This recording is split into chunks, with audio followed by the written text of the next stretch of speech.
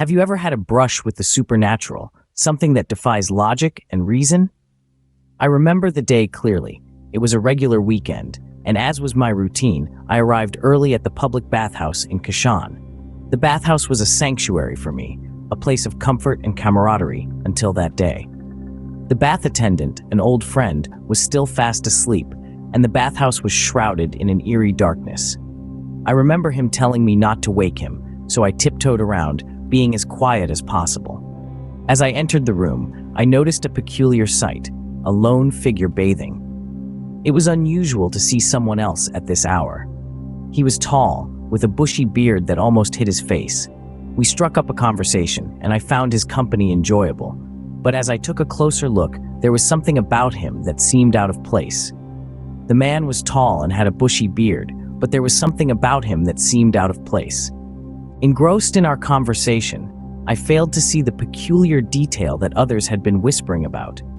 We chatted about the weather, the prevalent politics, and the price of bread in the local market. I was so comfortable in his presence that I didn't hesitate when I asked him to help me with an itch on my back. He was taller than me, after all, and was the only person present in the room. He willingly obliged, and as his fingers traced my skin, the itch that had been pestering me was finally laid to rest.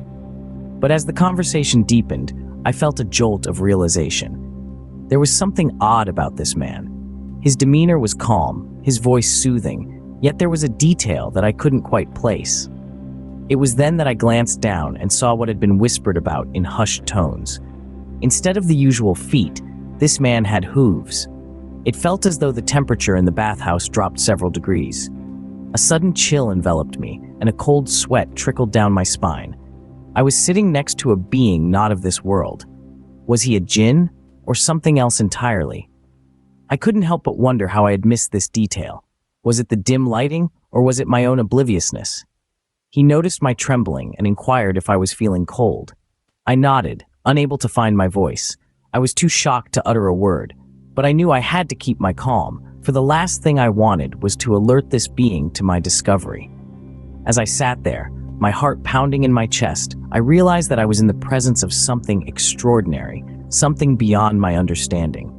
And in that moment, every tale I'd heard of the supernatural, every story that had been whispered in the dead of the night, suddenly felt very real.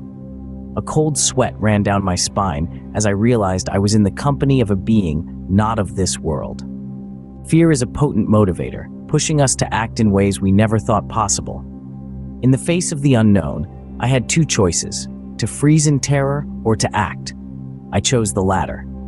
My heart pounded like a drum, my hands shook, but I maintained a calm facade.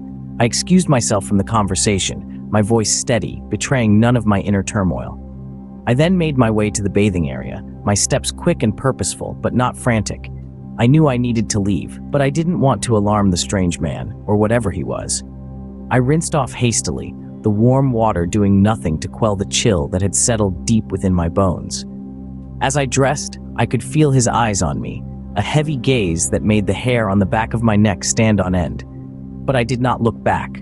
I could not afford to. I had to get out, and fast.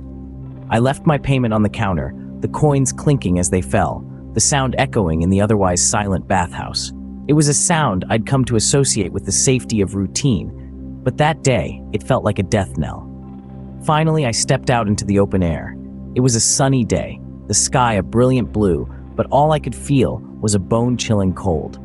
I didn't stop to admire the day or exchange pleasantries with the locals. I walked straight home, my mind a whirlwind of fear and confusion. Later, I would learn that no one else had seen the man. The bath attendant hadn't even been aware of his presence. It was as if he had vanished into thin air. But I knew what I had seen and felt. I couldn't explain it, but it was real. It was terrifyingly real. I left the bathhouse that day with an eerie feeling that I was not alone. And though the memory has faded over time, the fear, the unease, has never truly left me. As I reflect on that day, I often wonder about the courage it took to return to the bathhouse. I remember the hushed whispers and the sympathetic nods as I confided in my close ones about my uncanny encounter. They reassured me, their words laced with skepticism, that it was perhaps the steam or the shadows playing tricks on my aging eyes. Yet the image of those hoofed feet was indelibly etched in my memory, too vivid to be an illusion.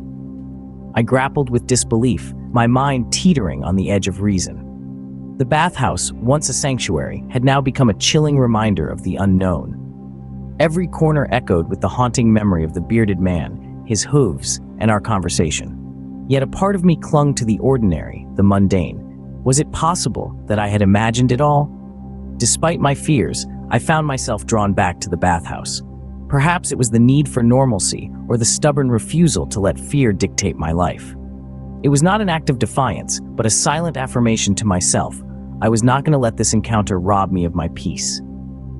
So I returned, my heart pounding in my chest, my palms sweaty.